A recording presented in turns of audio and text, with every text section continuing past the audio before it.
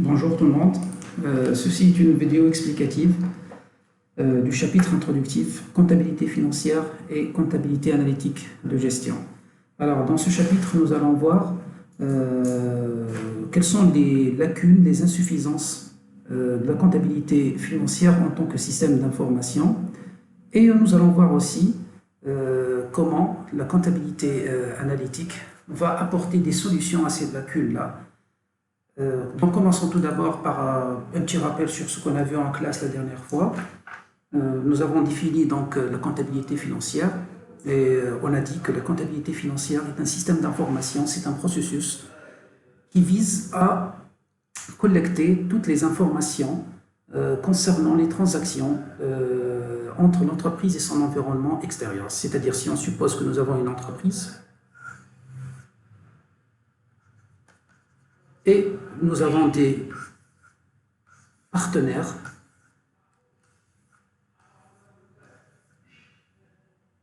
c'est-à-dire des clients, des fournisseurs, l'État, les banques, les sociétés de transport, les investisseurs, etc. Donc, l'entreprise est entourée de par plusieurs partenaires avec lesquels elle noue des transactions, c'est-à-dire un échange de flux, des flux entrants et des flux sortants. On a vu ça en cours. Par exemple, avec le fournisseur, il y a un flux entrant qui est un flux physique des matières, et un flux sortant, c'est un flux de paiement. Avec les clients aussi, c'est un flux physique contre un flux financier. Avec l'État, il y a l'infrastructure, l'impôt, les investisseurs, c'est-à-dire le capital. En contrepartie, on paye les dividendes. Donc, durant la vie de l'entreprise ou durant l'année, l'exercice comptable, l'entreprise, elle va faire beaucoup de transactions avec son environnement extérieur. Et c'est la mission de la comptabilité financière, c'est tout d'abord de collecter toutes ces informations concernant ces transactions avec les partenaires durant une année. Alors le comptable, il va donc collecter cette information sous une forme brute, c'est-à-dire à travers des documents comme les factures, comme les pièces de banque, etc. Et ces documents vont être enregistrés en comptabilité dans des livres comptables comme le grand livre, le journal, etc. Ensuite, à la fin de l'année, cette information codifiée avec un langage qui est le langage des comptes va être classifiée, évaluée et vers la fin synthétisée sous forme de tableaux appelés les états financiers. Alors ces tableaux seront divulgués au public, à ses utilisateurs, aux clients, aux fournisseurs, à la banque, à l'État, aux investisseurs, pour les aider à prendre leurs décisions. Donc on a vu que la comptabilité financière, c'est un système d'information tourné vers l'extérieur. Je récapitule, donc c'est quoi la comptabilité financière? C'est un processus à plusieurs étapes qui consiste à collecter l'information sur les transactions exercées entre l'entreprise et son environnement. Cette information parvient à la comptabilité sous une forme brute. Le comptable, il va les enregistrer dans des livres comptables durant toute l'année.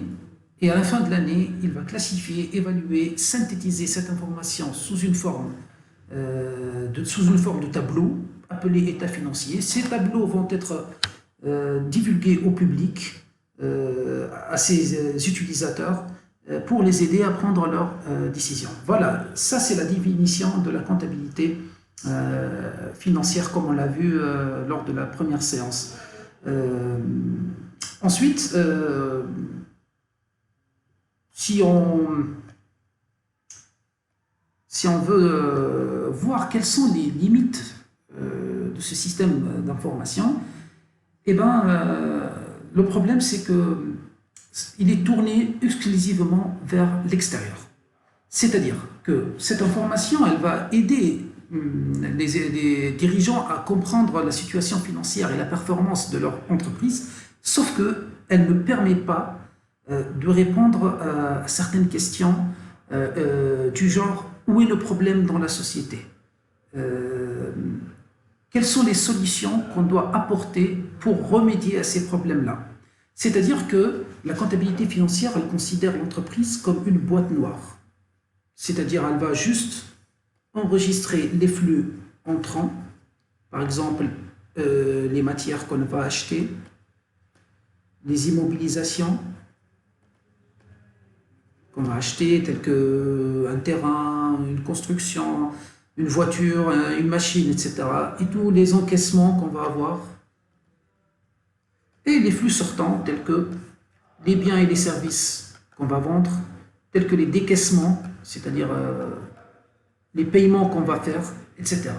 Donc, la comptabilité financière, elle enregistre uniquement les flux externes, venant de l'extérieur vers l'entreprise ou sortant de l'entreprise vers l'extérieur.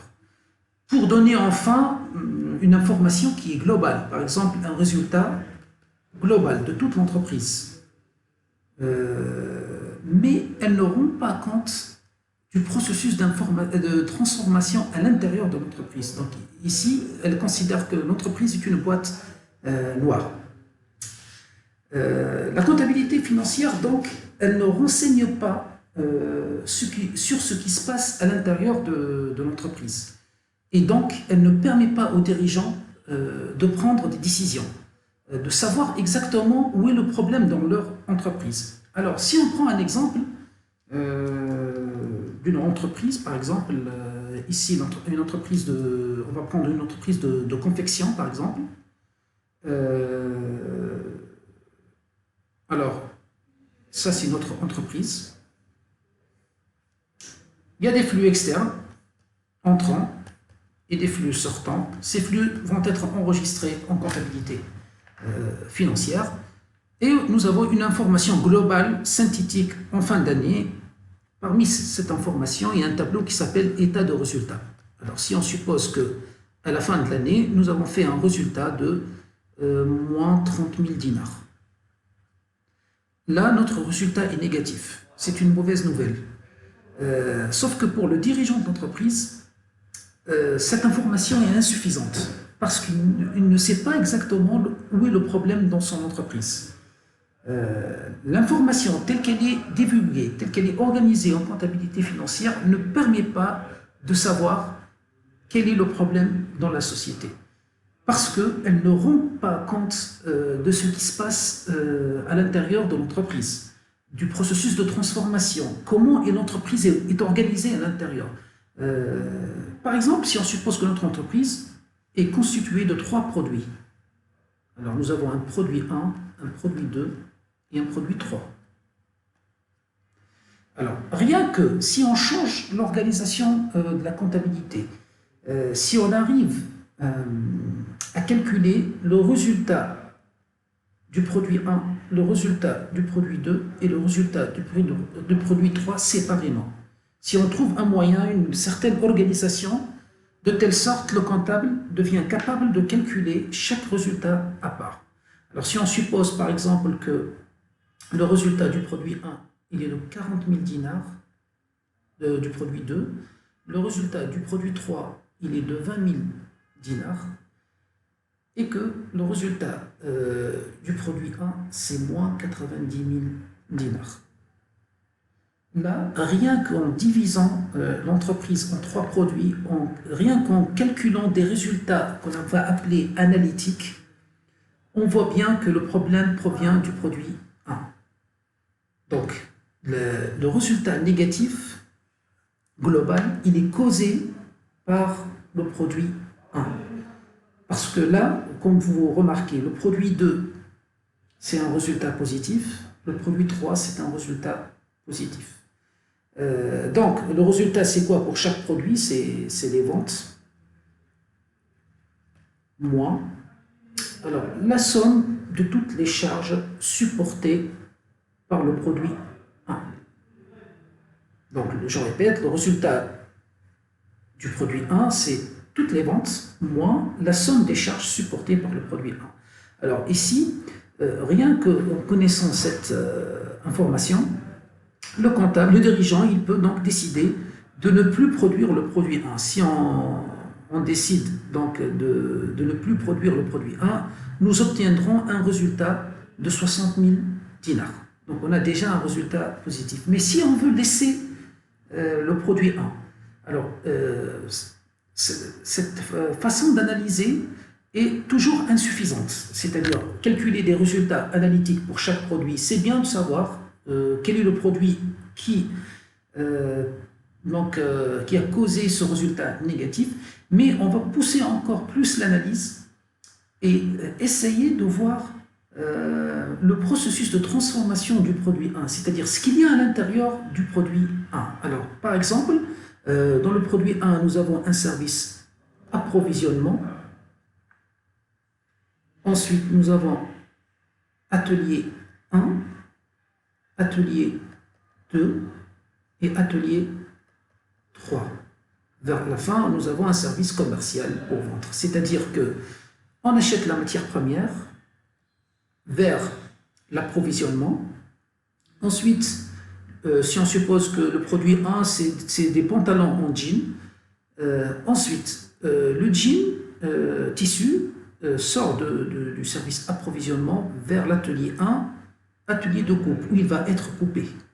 Ensuite, le tissu coupé, il va sortir de l'atelier 1 vers l'atelier 2 pour la confection et la finition du jean. Ensuite, les pantalons presque finis vont sortir pour passer à l'atelier 3 où ils vont être lavés.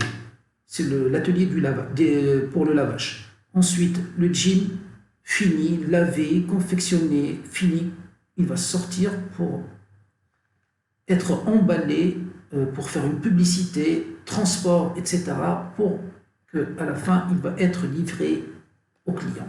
Ça, on appelle ça le processus de transformation au niveau du produit 1. Alors, ce qu'on va faire en comptabilité analytique, en fait, on va calculer cette somme de charges supportées au niveau de chaque centre opérationnel. Alors, par exemple, les charges qui concernent l'achat, on va appeler ça la somme des charges qui concernent l'achat, on va appeler ça le coût d'achat. Alors, c'est-à-dire le prix d'achat du tissu, plus le transport, plus le dédouanement si on a de la douane, plus l'assurance, plus tout ce qu'on a dépensé dans le magasin, électricité, salaire du magasinier, les produits de nettoyage, etc. Si on fait la somme de toutes ces charges consommées, on obtient ce qu'on appelle le coût d'achat. Alors, on appelle ça un flux interne, c'est-à-dire c'est le flux interne physique, c'est du tissu qui sort du magasin vers l'atelier 1. Sa contrepartie monétaire, on appelle ça le coût d'achat, c'est-à-dire, donc ici, tissu qui part du magasin vers l'atelier 1, donc ici, tissu, et sa contrepartie monétaire, c'est le coût d'achat. C'est-à-dire le coût d'achat, c'est toutes les charges, la somme des charges d'achat. Alors toutes les charges que nous avons consommées et qui concernent l'achat du tissu constituent ce qu'on appelle le coût d'achat. Donc ça, c'est un premier flux, on appelle ça interne, c'est-à-dire c'est un flux qui part du service approvisionnement vers l'atelier 1. Alors, ce tissu qui est maintenant dans l'atelier 1, il va subir d'autres charges de fabrication. Électricité, salaire, etc. Pour la coupe, tout ce qu'on va consommer comme ça, charge pour la coupe. Alors, on ajoute donc ces charges-là au coût d'achat, on obtient ce qu'on appelle le coût de production 1. C'est-à-dire le coût de production 1, c'est un autre flux interne, c'est celui-là. Alors, c'est un autre flux interne, physique, qui est tissu coupé. Sa contrepartie monétaire, c'est le coût de production 1. Et le coût de production 1, c'est le coût d'achat plus la somme des charges de production consommées dans l'atelier 1. Alors, ensuite, le tissu coupé, va passer à l'atelier 2 où il va subir d'autres charges, il va consommer d'autres charges. Électricité, salaire, matière, etc. Toutes les charges que nous allons consommer dans l'atelier 2 vont s'ajouter au coût de production 1 pour obtenir un coût de production 2. Donc le coût de production, là c'est un flux interne qui sort de l'atelier 2 vers l'atelier 3. C'est quoi ce flux physiquement? C'est des pantalons qui sont confectionnés avec les fournitures. Leur contrepartie monétaire, c'est quoi? C'est un coût de production 1 plus toutes les charges que nous avons consommées dans l'atelier 2. On obtient donc le coût de production 2. Ensuite, alors, le jean, le pantalon confectionné avec toutes les fournitures va entrer dans l'atelier 3 où il va être lavé. Alors, il va sortir un pantalon fini vers le service commercial. Alors ici, nous avons un flux physique, un flux interne physique qui est pantalon fini et sa contrepartie monétaire s'appelle le coût de production 3. C'est quoi le coût de production 3? C'est en fait le coût de production 2 plus toutes les charges que nous avons consommées dans l'atelier 3. On obtient ainsi le coût de production 3. Alors ensuite, au service commercial, nous allons consommer des charges de vente, des charges de distribution, telles que l'emballage, la publicité, le transport vers le client et tout ça, qui vont être ajoutées au coût de production 3 pour obtenir enfin ici ce qu'on appelle le coût de revient ou le prix de revient. Alors, donc, c'est quoi le coût de revient? Le coût de revient, c'est quoi? En fait, c'est la somme de toutes les charges du produit 1. La somme de toutes les charges que nous avons consommées pour vendre le produit 1.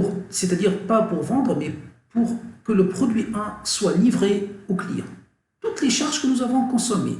Ce coût de revient, il est composé de quoi? D'un coût d'achat.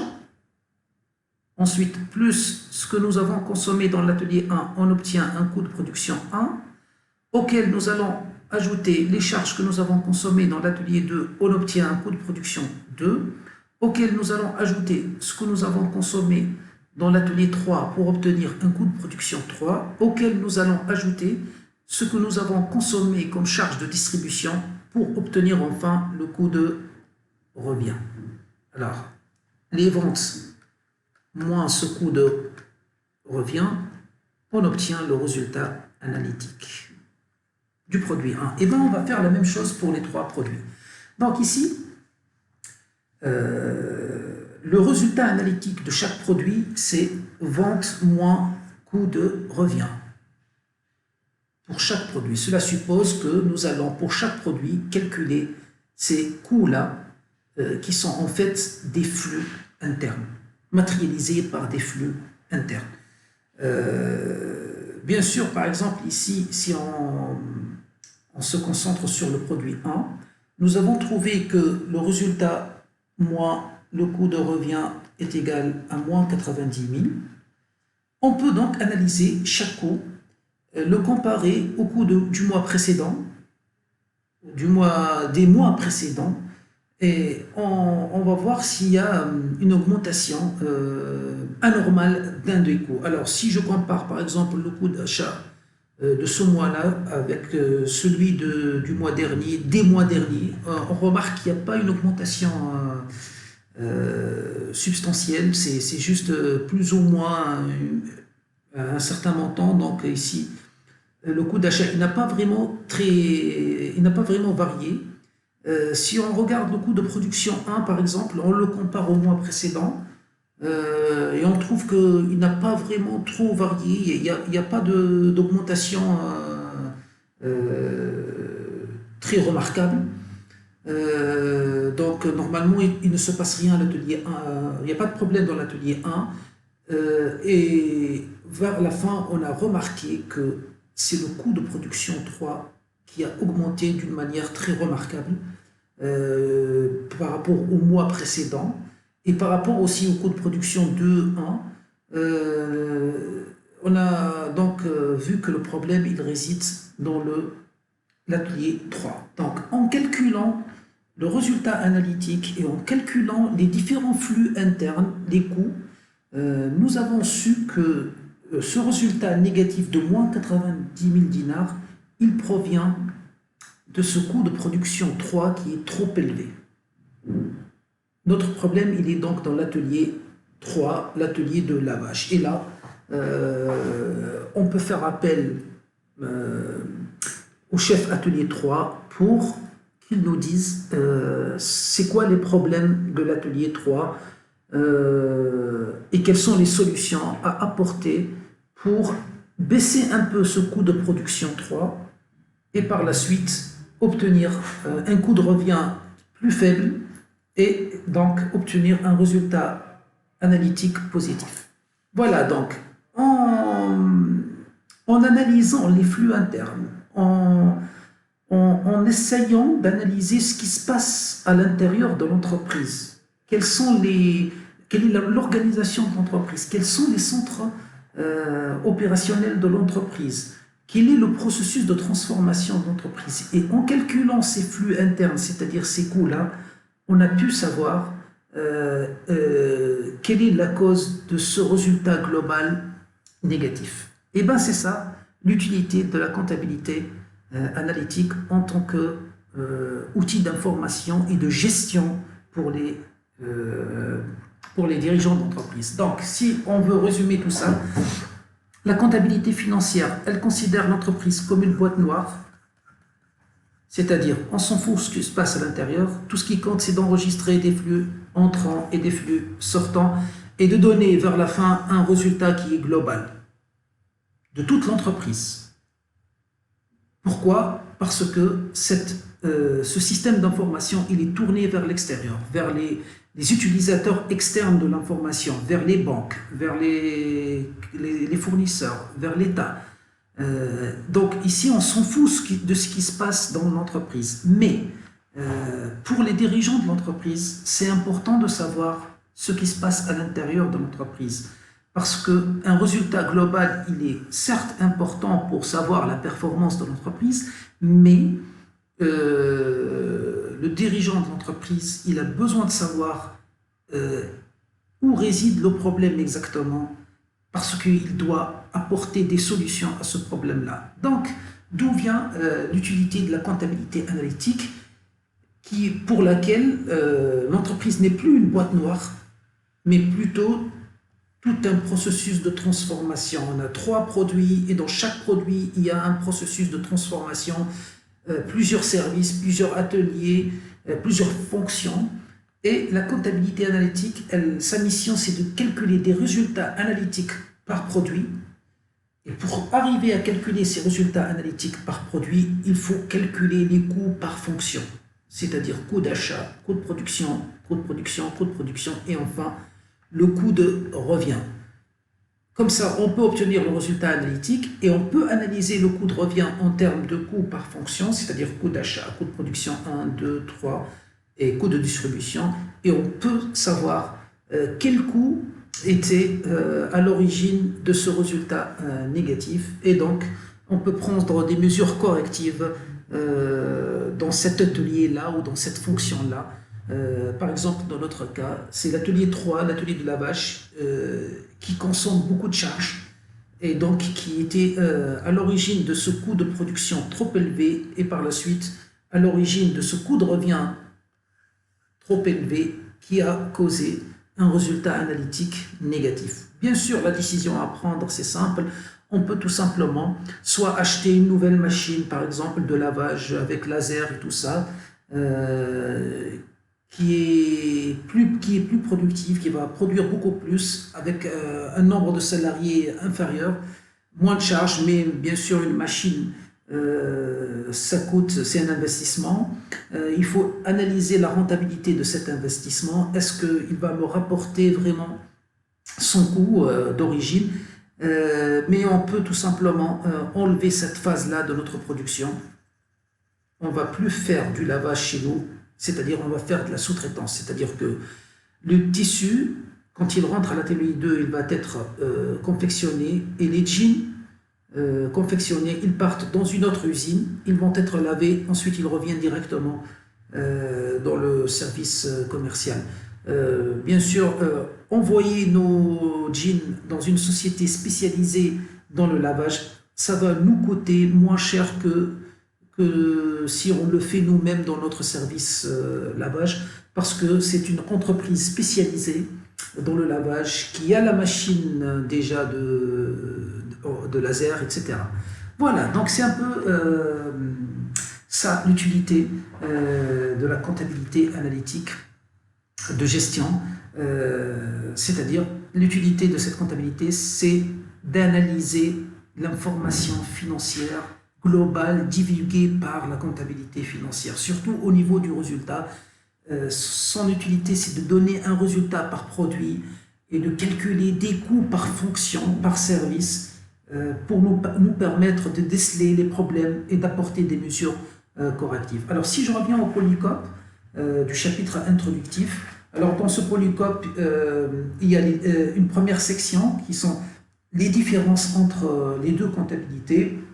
Alors, je vais résumer vite fait ces différences-là. Première différence, c'est la nature des flux analysés. Alors, c'est simple, la comptabilité financière en tant que système tourné vers l'extérieur considère l'entreprise comme une boîte noire. Tout ce qui compte, c'est d'enregistrer des flux entrants et des flux sortants. On appelle ça les flux externes. Par contre, la comptabilité analytique, elle s'intéresse aux flux à l'intérieur de l'entreprise. C'est de calculer des flux entre les services. Et ces flux-là sont appelés des flux. Ça, c'est des flux internes. Et on appelle ça aussi, leur contrepartie monétaire, c'est les coûts. Les coûts, et on a ici des coûts d'achat, de production et de distribution, pour donner vers la fin un coût de revient. Voilà, donc ces coûts-là, c'est en fait la contrepartie de flux internes de la matière première et des produits qui passent d'un atelier à un autre ou d'un service à un autre. Donc, première différence entre les deux systèmes d'information financière, ça c'est la comptabilité financière et ça c'est la comptabilité analytique de gestion. La première, elle s'intéresse aux flux externes, la deuxième, elle s'intéresse aux flux internes. Ensuite, vision de l'entreprise. Alors, deuxième différence, vision. Pour la comptabilité financière, nous avons une vision qui est globale. C'est-à-dire on donne un résultat global de toute l'entreprise. Parce que nous sommes tournés vers l'extérieur, vers les personnes qui sont en relation avec l'entreprise et ils s'en foutent si l'un des produits est négatif et l'autre est positif. Tout ce qui compte, c'est le résultat global de l'entreprise. Par contre, la comptabilité analytique, puisqu'elle est tournée vers l'intérieur, elle est une information destinée aux dirigeants, on a besoin de savoir les résultats par produit. Donc, la première, une vision globale. La deuxième, c'est une vision analytique, c'est-à-dire elle vise à donner un résultat par produit. Bon, j'ai donné dans le cours un exemple illustratif très simple d'une entreprise qui fabrique des caisses en plastique et des caisses en bois. Et on a fait un petit tableau. Le résultat total global de cette entreprise, il est de 70 000 dinars. Ça, c'est le résultat de la comptabilité financière. Donc, ensuite, les données de la comptabilité analytique. Alors ici, c'est les caisses en plastique. Ici, les caisses en bois. Les données de la comptabilité analytique, on a les ventes, 160 000 dinars. Et ici, 180 000 dinars. Et nous avons calculé les coûts de revient, le coût global, c'est-à-dire la somme de les coûts pour obtenir vers la fin le coût de revient. Alors le coût de revient, ici c'est 60 000 et ici c'est 210 000. Comme ça, nous trouvons un résultat de 100 000 dinars pour le premier produit et une perte de 30 000 dinars pour le deuxième produit. Comme ça, à travers la comptabilité analytique, quand on a analysé le résultat par produit, on a découvert que le deuxième produit, son résultat est négatif. Et donc, il faut voir pourquoi ce résultat il est négatif en calculant donc, les coûts par fonction, c'est-à-dire ici le coût d'achat, le coût de production 1, le coût de production 2, jusqu'à ce qu'on arrive au coût de revient qui est de 210 000 dinars. Pourquoi ce coût de 200 000 dinars, il a dépassé les ventes de 180 000 dinars. Donc nécessairement, il y a un des coûts ici qui est trop élevé, qui était à l'origine de ce coût de revient très élevé. Donc on voit à travers ce petit exemple illustratif que la comptabilité analytique, elle nous permet donc d'avoir une vision plus analytique et donc de savoir là où il y a le problème. Ensuite, troisième différence entre les deux types de comptabilité, c'est l'origine des documents de base. Alors c'est simple, la comptabilité financière, pour enregistrer ses flux externes, elle a besoin de documents soit de l'extérieur vers l'entreprise ou de l'entreprise vers l'extérieur. Généralement, ce sont des factures.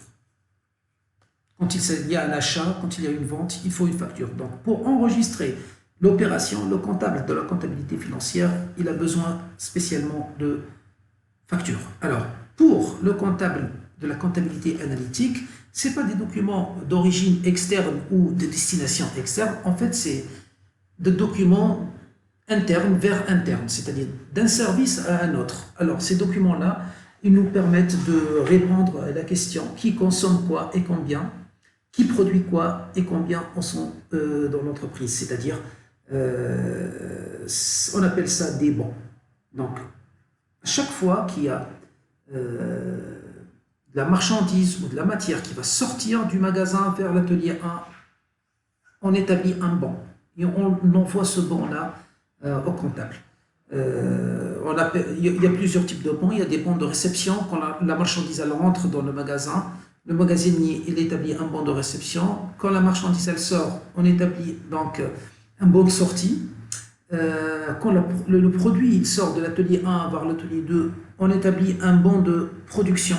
On appelle ça un bon de production, etc. Et ces bons-là seront envoyés au comptable de la comptabilité analytique pour que lui, il puisse calculer donc, ces coûts-là et ces flux internes. Donc, au niveau des documents utilisés, la première comptabilité, elle utilise des bons, elle utilise plutôt des factures. La deuxième, elle utilise des bons. Alors, les règles utilisées, ben, c'est simple. Les règles utilisées pour la comptabilité financière, ce sont des règles strictes, des normes, ce sont des règles précises et c'est obligatoire, c'est par la loi, puisqu'il y a toute une loi en comptabilité, c'est la loi 96-112, qui contient 5 chapitres. Tout est décrit préalablement, comment on établit le bilan, l'état de résultat, et c'est la même façon de présentation chez toutes les entreprises. Il faut suivre cette présentation-là, les comptes, les numéros de compte, tout est décrit au préalable dans la loi comptable. Donc on peut dire que les règles suivies, ce sont des règles strictes, des normes strictes, établies par la loi, très précises, tout est décrit, et bien sûr, cette comptabilité, elle est obligatoire. Une entreprise, elle doit tenir une comptabilité financière et elle doit la tenir selon la loi et selon les règles et la norme comptable. Par contre, la comptabilité analytique, puisqu'elle n'est pas tournée vers l'extérieur, puisqu'elle est un moyen de gestion pour le gérant ou le dirigeant d'entreprise, elle n'est pas obligatoire. Tout d'abord, elle est facultative. Deuxièmement, tu peux l'adapter, elle est souple. Il n'y a pas de règles vraiment préétablies, prédéfinies. Tu peux donc l'adapter à l'entreprise comme tu veux, c'est-à-dire en fonction de son processus de transformation, et donc elle n'est pas obligatoire. Quatrième différence entre les deux systèmes comptables, les utilisateurs. Alors là c'est simple, Pour la comptabilité financière, c'est des utilisateurs externes, principalement, qui vont utiliser cette information. Et pour la comptabilité analytique, ce sont des utilisateurs internes, c'est les dirigeants. Dernière chose, c'est l'horizon de l'information, c'est-à-dire l'information elle concerne quel horizon. Alors si la comptabilité financière, on peut dire que c'est une information qui est passée, puisqu'elle nous donne une information sur ce qui s'est passé l'année dernière. Donc on peut dire que l'information fournie est une information qui est passée. Par contre, la comptabilité analytique, elle nous donne une information sur ce qui vient se passer le mois dernier. On peut dire que cette information est présente. Elle nous donne une idée sur le présent, sur le mois qui vient de passer. Donc on peut dire que le mois qui vient de passer, c'est du présent. Mais aussi, elle nous donne une idée, c'est le deuxième volet de la comptabilité analytique qu'on ne va pas voir cette année. C'est les prévisions, c'est les coûts préétablis, c'est le futur, c'est le mois prochain. C'est une prévision des coûts du mois prochain et du résultat analytique du mois prochain.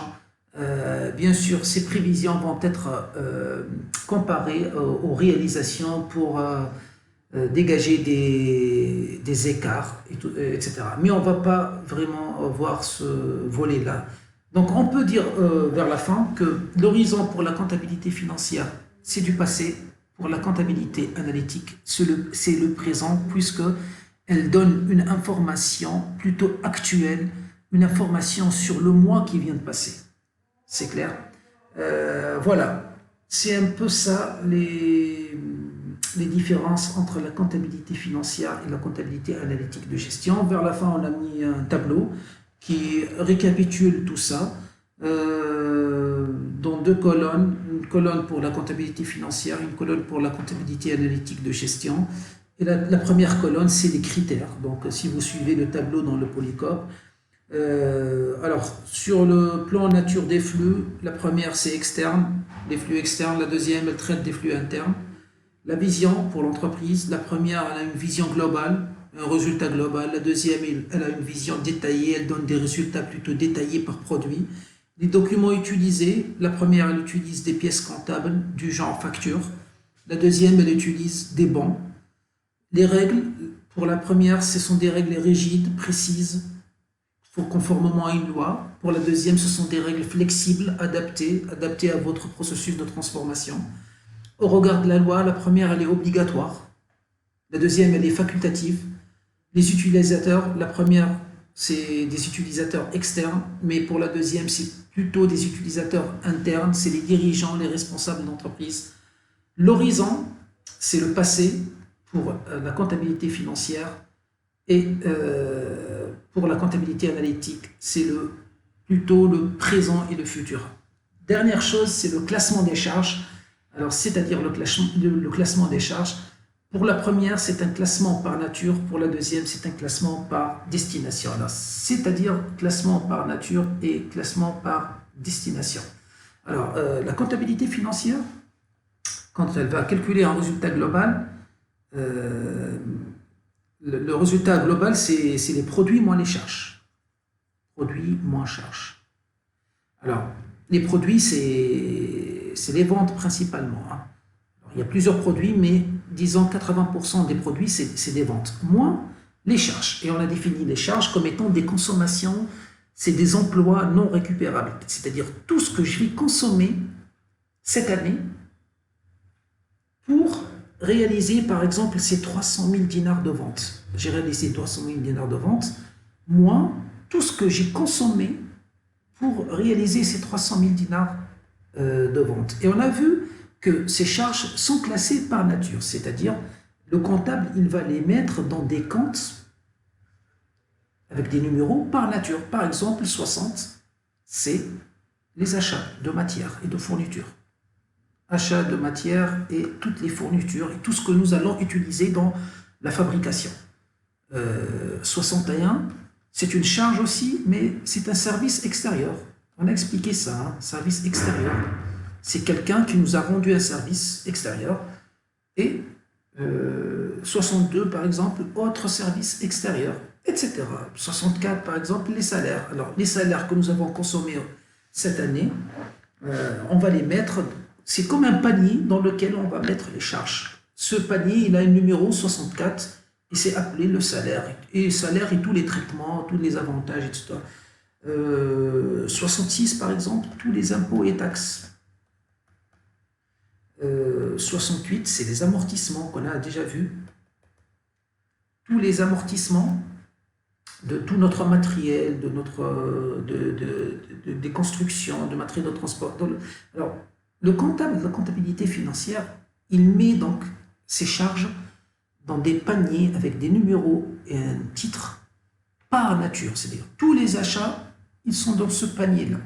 Tous les services extérieurs sont dans ce panier-là. Tous les salaires dans ce panier-là, etc. Ça, c'est un classement des charges par nature. Alors, le comptable de la comptabilité analytique, il va utiliser ces charges qui sont classées par nature. Mais lui,